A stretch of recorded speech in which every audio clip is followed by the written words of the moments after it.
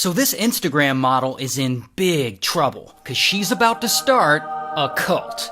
Now her name is Kat, and Kat is from Brazil, and she's a model. And she's doing pretty well for herself. She models in several different countries, she's in some magazines. I mean, things are taking off for her. So after a few years of this, she moves somewhere she can really make it big. The United States. And she eventually ends up in New York City.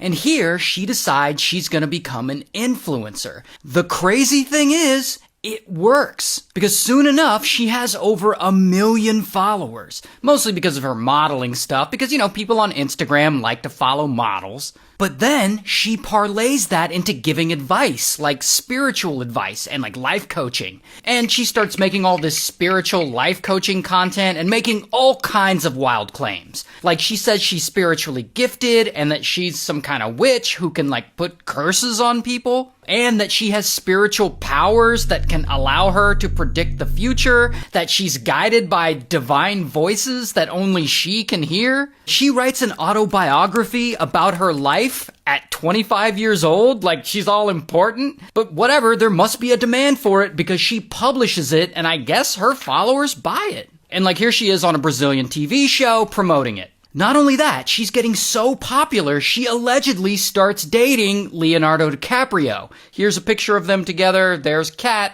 and I guess that's Leonardo. Now, I don't know if they actually dated, that's just what the tabloids said. And that's great and all, however, because she's having all this very public success, and she talks all this shit about herself being spiritually gifted, a lot of her followers listen to everything she says. And so she starts a website, and she starts charging people to help coach them. Like she charges some kind of subscription service where she promises to show you how to gain wealth, how to attract the man of your dreams, and other spiritual life coach shit like that. And like, we laugh at this stuff because it's an obvious grift, but a lot of her followers are really into this, and some of them start to believe she has like some sort of magical powers or something. Then in 2019, things start to shift and get really crazy because one of her followers, this woman, Anna starts reading Kat's autobiography, and she gets really into Kat and her teachings, and she's like, I want to be closer to this woman. And eventually she moves from Massachusetts to New York City to live with Kat in her apartment and work as her live-in assistant. However, when Anna gets there to the apartment, she is shocked. I mean, this place isn't anything how Kat made it look on Instagram. Like, the whole place smells and it's extremely dirty, like Kat's a hoarder or something, and like this place hadn't been cleaned in months, like she's living in filth. Not only that, Kat is extremely controlling and treats her like trash. Like, Anna has to be available to work 24/7, and Kat only allows her to sleep a few hours a night. And when she is allowed to sleep, she has to sleep on this couch that's apparently covered in house cat urine. Not to mention, Kat tells Anna that she'll pay her for her work, but then she doesn't. And this goes on for about 3 months. And finally, Anna's like, screw this, and she leaves, and she moves in with like a new boyfriend. And that sucks for Kat. However, it is at this point, Kat realizes that she has a lot of power over her followers.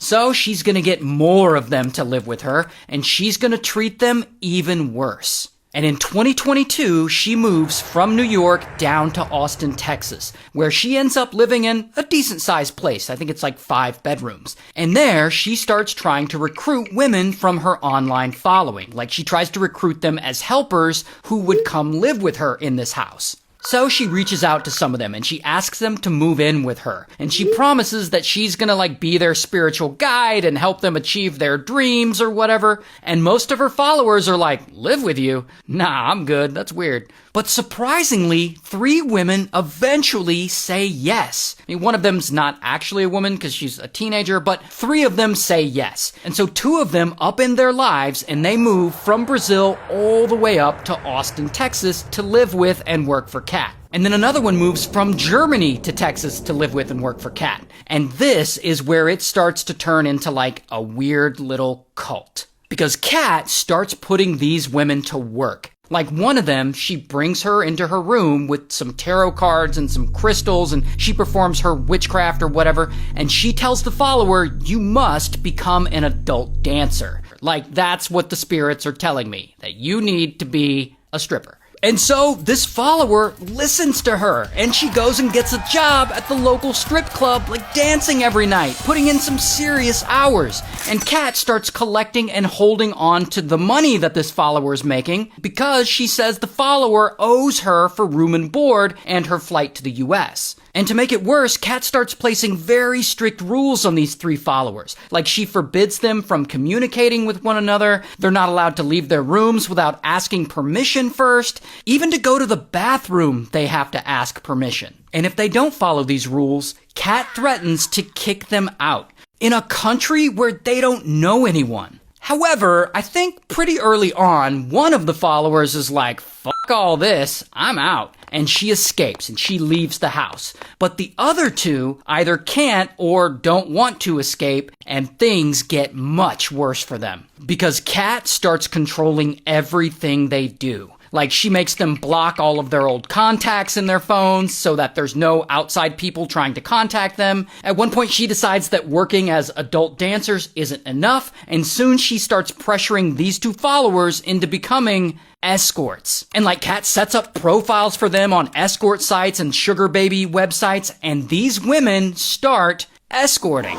She even gives them like an earning quota, like they have to earn a certain amount of money a day or they're not allowed back in the house and they have to sleep on the street. And of course, Kat collects all their money that they earn because she's like their pimp, I guess. And so this becomes the weirdest little cult I've ever seen. And I don't quite understand it, but it seems like these women are somehow trapped in all this.